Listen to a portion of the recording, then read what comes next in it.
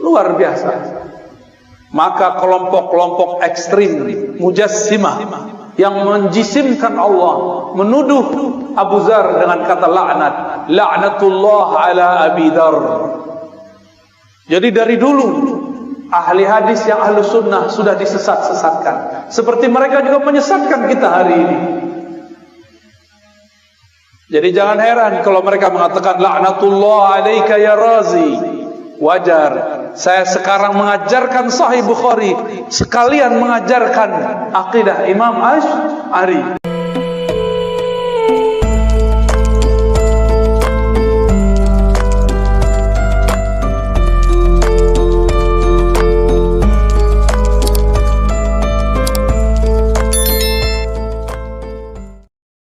Inilah akan jadi oleh-oleh pada pagi ini untuk saudara-saudara yang hadir. Cara meyakini, mempercayai Allah secara mudah. Semudah kita membacanya dan menghafalnya. Mau ya? Pertama, kul, katakan hai Muhammad, huwa Allah ahad. Sudah 3 ya? Huwa Allah ahad. Huwa bahasa Arab artinya dia. Biasanya kata dia disebut sebagai kata ganti ketiga, digunakan pada kalimat kedua. Tapi sekarang atau pada kata-kata kedua, yaitu kata ganti setelah ada nama yang jelasnya. Ahmad membaca buku, titik, dia mau ujian. Dia ditulis setelah Ahmad. Sekarang dibalik. Kul huwa Allah ahad. Katakanlah hai Muhammad, dia dulu. Allah ahad. Apakah Allah salah? Mungkinkah Allah salah?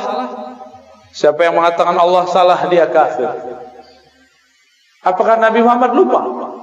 Yang mengatakan Nabi Muhammad lupa, dia fasik, zindiq, bahkan bisa kafir. Jangan-jangan kita yang tidak mengerti ilmunya. Mengatakan huwa di depan nama yang zahir, berarti huwa pada Allah bukanlah nama ganti, bukanlah kata pengganti.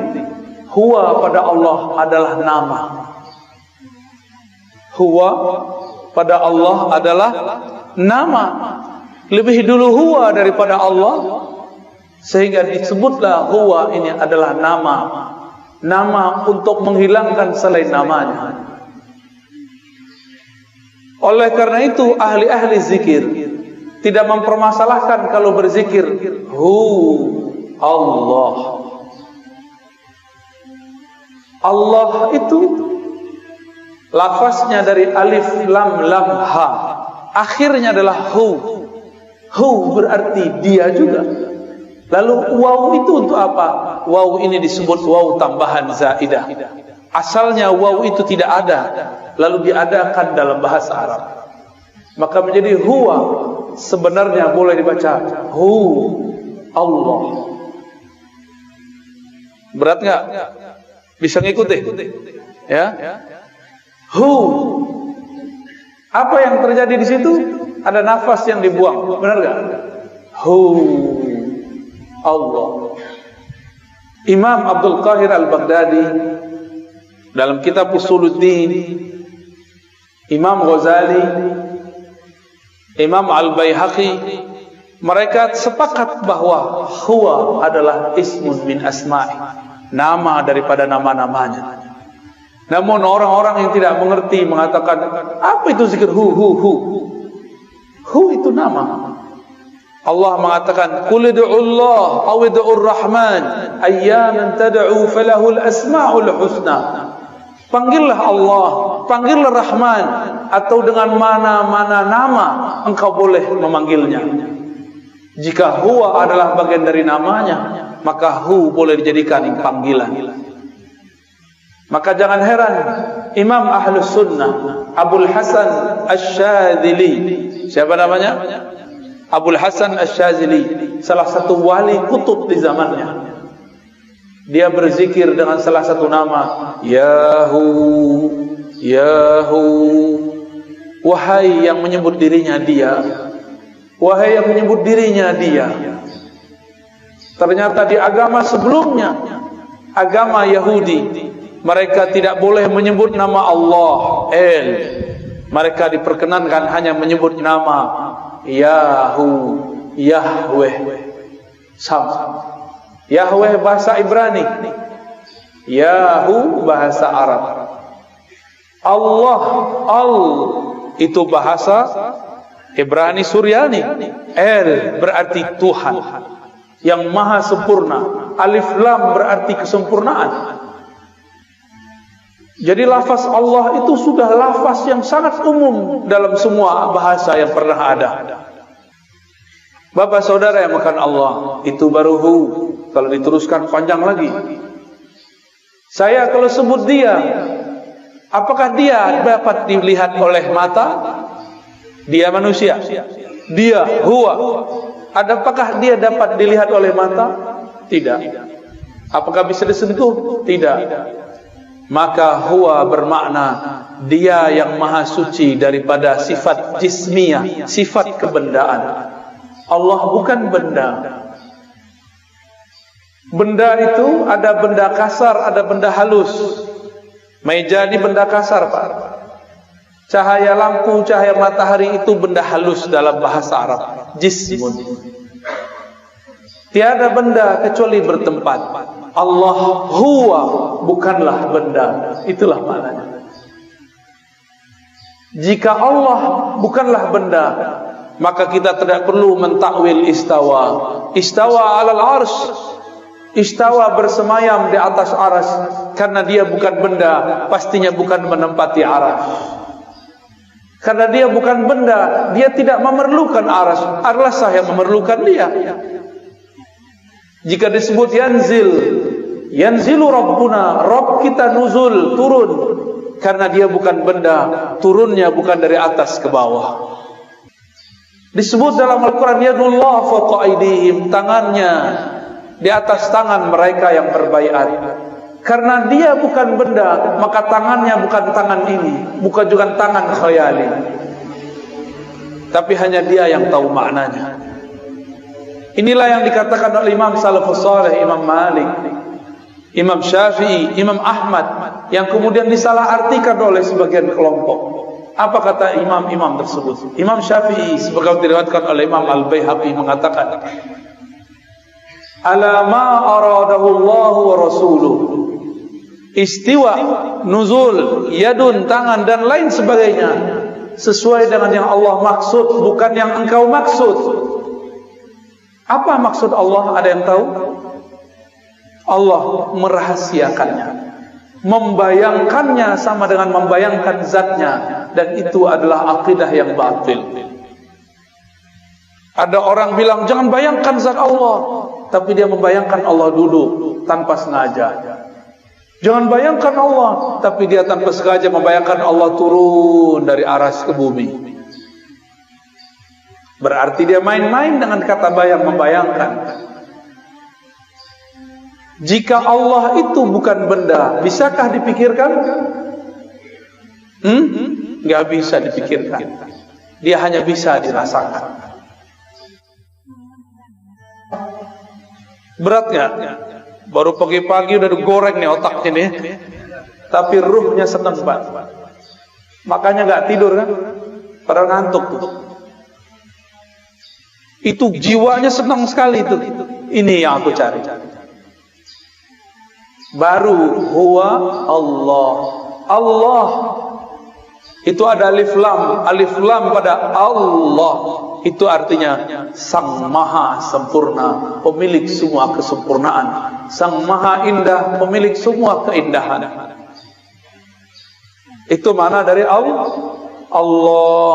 Dan orang kalau baca Allah, apa yang terjadi? Mulutnya kebuka nggak?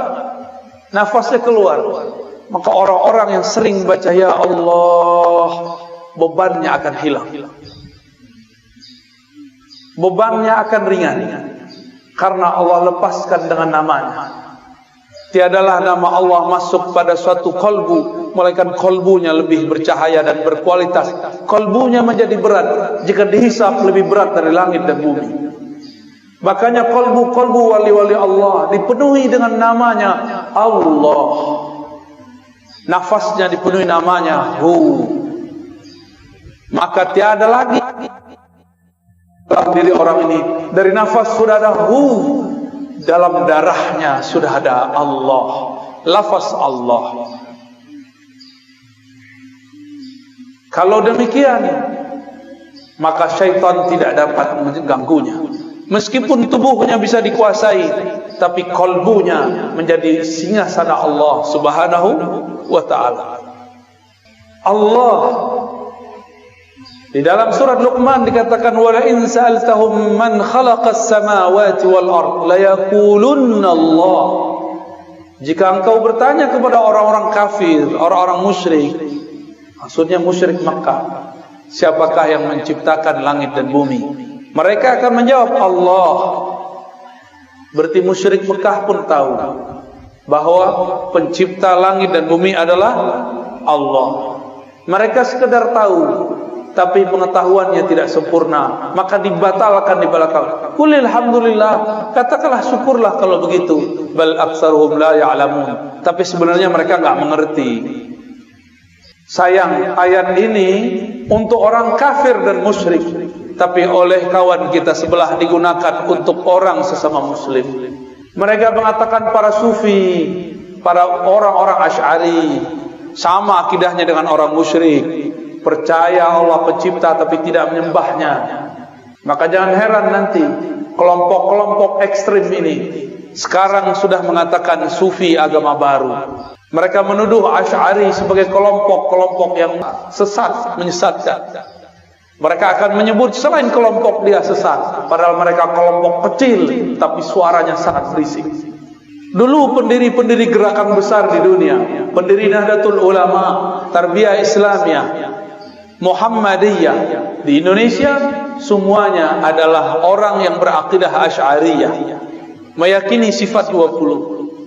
Pendiri Wasliyah, Al-Khairat, NW Nahdlatul Watan, Matali'ul Anwar, semuanya berakidah Asy'ariyah. Ahlus Sunnah wal, tiba-tiba mereka sekarang bilang Asy'ari bukan Ahlus Sunnah. Al-Azhar Ahlus Sunnah, Asy'ariyah, langsung ditulis. Ulama habaib di Yaman, Hadramaut, Al-Habib Umar, Al-Habib Al-Adni, semuanya berakidah Ahlus Sunnah Asy'ariyah. Guru saya Syekh Taufik Al-Buti punya ayah Muhammad Taufik Muhammad Ramadan Al-Buti, Muhammad Sa'id Ramadan Al-Buti, akidahnya pun Ahlus Sunnah. Syekh Wahbah Zuhaili ahli fikih abad ini yang baru saja wafat, beliau juga Ahlus Sunnah. Guru kami Syekh Badi Sayyid Al-Laham mengatakan, jika ada orang mau buat mazhab zaman ini, Wahbah Zuhaili lah imamnya, tapi dia tidak mau buat mazhab baru. Tapi tiba-tiba datang sekelompok mengatakan Asy'ari bukan Ahlus Sunnah, tapi suaranya berisik, ya. Seakan-akan dia lebih mengerti akidah Asy'ariyah daripada kita. Bahkan beberapa ustadz mereka sudah mulai terang-terangan di YouTube, di Facebook mengatakan Asy'ariyah firqatun dhallah, Asy'ari kelompok yang sesat. Di Malaysia sama, mereka sudah mulai muncul. Di India ada satu madrasah Duaiban, itu madrasah untuk kajian-kajian Ahlus Sunnah, kajian hadis. Jemaah tabligh orang-orang yang mendirikannya berasal dari kajian-kajian yang ada di Duaiban. Dan beberapa madrasah-madrasah sekitar India, Pakistan, mereka berakidah Asy'ariyah Maturidiyah. Datang Albani mengatakan, tidak, kalian sufi baru, kelompok sesat.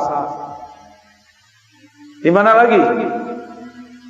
Di Turki ada Badi'uz Zaman Said Nursi. Beliau memegang 7 thariqah lebih kurang. Salah satu thariqah yang ia sebut dalam Masnawinya adalah thariqah An-Naqsyabandiyah. Zikirnya disebutkan zikir khafi. Said Nursi juga dianggap sesat oleh mereka karena Said Nursi berakidah Asy'ariyah Maturidiyah. Itu gerakan hampir satu zaman. Pendiri Jamaah Tabligh Maulana Ilyas Al-Kandahlawi, akidahnya Ahlussunnah. Di Mesir ada namanya Hasan Al-Banna, pendiri Ikhwanul Muslimin yang awal, bukan yang setelahnya. Dia Ahlus Sunnah, tapi yang setelahnya Syed Qutb sudah terpengaruh oleh kelompok takfiriyah. Maka saya selalu membedakan Ikhwanul Muslimin Hasan Al-Banna dengan Ikhwanul Muslimin Syed Qutb. Jika ada di negeri ini orang mengikuti Ikhwanul Muslimin, kita tanya, Anda mana? Anda ikut imam yang mana?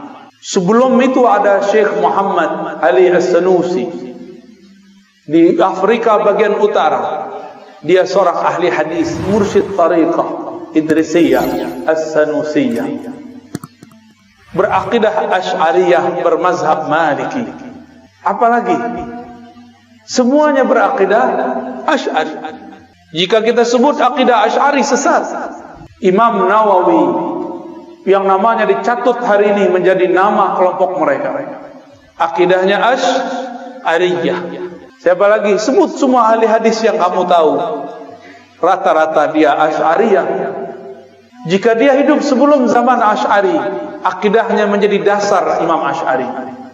Satu kali ada seorang imam namanya Abu Dzar Al-Harawi, pemegang sanad Sahih Bukhari. Dia berguru kepada murid dari muridnya Imam Bukhari. Datang ke Baghdad, bertemu kawannya bernama Imam Ad-Daruqutni. Imam Daruqutni ini kemudian bawa Abu Dzar Al-Harawi, penghafal Sahih Bukhari, untuk bertemu seorang syekh di suatu masjid di tengah kota. Dan kemudian dia takjub, ini imam luar biasa. Ketika keluar, Imam Daruqutni ngasih tahu, tahukah kamu wahai Abu Dzar ahli hadis, bahwa yang tadi ngajar itu adalah Al-Baqillani. Siapa Baqillani? Imam Baqillani adalah murid dari muridnya Imam Asy'ari. Baqillani berguru kepada Imam Abul Hasan Al-Bahili. Imam Al-Bahili murid langsung Asy'ari.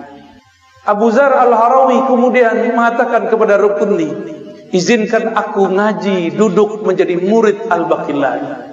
Maka bertemulah mereka esok hari. Daruqutni memuji Baqillani.